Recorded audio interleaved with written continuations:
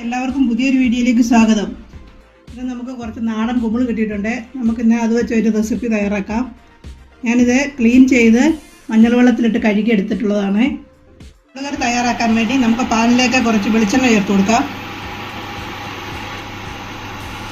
ഇനി നമുക്കിതിലേക്ക് ചെറുതായിട്ട് അരിഞ്ഞ വെളുത്തുള്ളി ചേർത്ത് കൊടുക്കാം.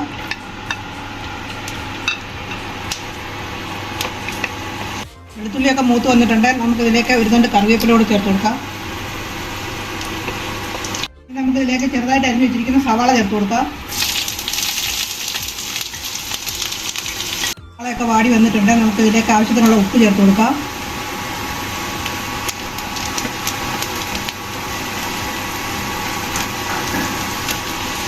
അര ടീസ്പൂൺ മഞ്ഞൾപ്പൊടി കൂടി ചേർത്ത് കൊടുക്കാം. പച്ചമുളകൊക്കെ മാറിയിട്ടുണ്ട്. നമുക്കിതിലേക്ക് ഒരു ചെറിയ തക്കാളി അരിഞ്ഞ് ചേർത്ത് കൊടുക്കാം.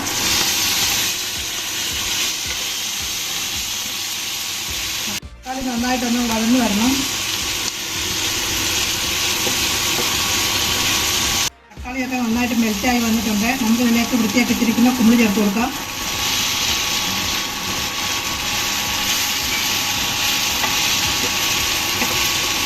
അതിലേക്കുള്ള ഒരു അരപ്പ് തയ്യാറാക്കാം. അതിനുവേണ്ടി ഞാൻ ഒരു ബൗൾ തേങ്ങയാണ് എടുത്തിരിക്കുന്നത്. അത് നമുക്കൊരു മിക്സിയുടെ ജാറിലേക്ക് ഇട്ട് കൊടുക്കാം.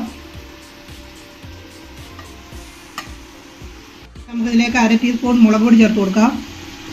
ടീസ്പൂൺ മല്ലിപ്പൊടി, ടീസ്പൂൺ മഞ്ഞൾപ്പൊടി, പെരിഞ്ജീരകം പൊടിച്ചതാണ്. അതുകൂടി ചേർത്ത് നമുക്ക് നന്നായിട്ടൊന്ന് അരച്ചെടുക്കാം. നമ്മളൊക്കെ ഒന്ന് വാടി വന്നിട്ടുണ്ട്. നമുക്കിനി ഇതിലേക്ക് തയ്യാറാക്കിയ അരപ്പ് ചേർത്ത് കൊടുക്കാം.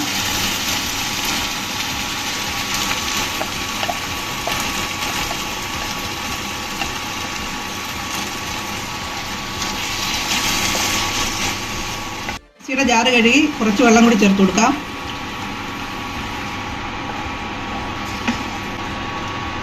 ഇനി നമുക്ക് ചെറുതായിട്ടൊന്ന് തിളച്ച് വരാൻ വേണ്ടി വെയിറ്റ് ചെയ്യാം. ഇനി നമുക്കിതിലേക്ക് ഒരു ടീസ്പൂൺ കുരുമുളക് പൊടി ചേർത്ത് കൊടുക്കാം. 2 മിനിറ്റ് കൂടി വെയിറ്റ് ചെയ്യാം.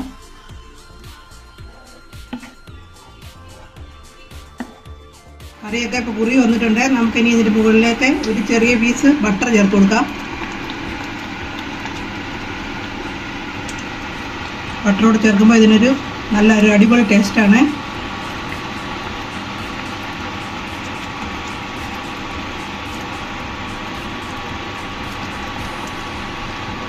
നമ്മുടെ ടേസ്റ്റി ആയിട്ടുള്ള കുമ്പിൾ കറി ഇവിടെ റെഡിയായി വന്നിട്ടുണ്ട്. നമുക്കതിനി ഒരു സെർവിങ് പ്ലേറ്റിലേക്ക് മാറ്റാം. ചോറിൻ്റെ കൂടെയും ചപ്പാത്തിയുടെ കൂടെയും കഴിക്കാൻ അടിപൊളിയാണ്. എല്ലാവരും ഈ രീതിയിലൊന്ന് ട്രൈ ചെയ്ത് നോക്കുക. വീഡിയോ ഇഷ്ടപ്പെട്ടാൽ ലൈക്ക് ചെയ്യുക, കമൻറ്റ് ചെയ്യുക, സബ്സ്ക്രൈബ് ചെയ്യുക. അപ്പോൾ അടുത്തൊരു വീഡിയോ ആയിട്ട് കാണുമ്പോഴേക്കും ബൈ ബൈ.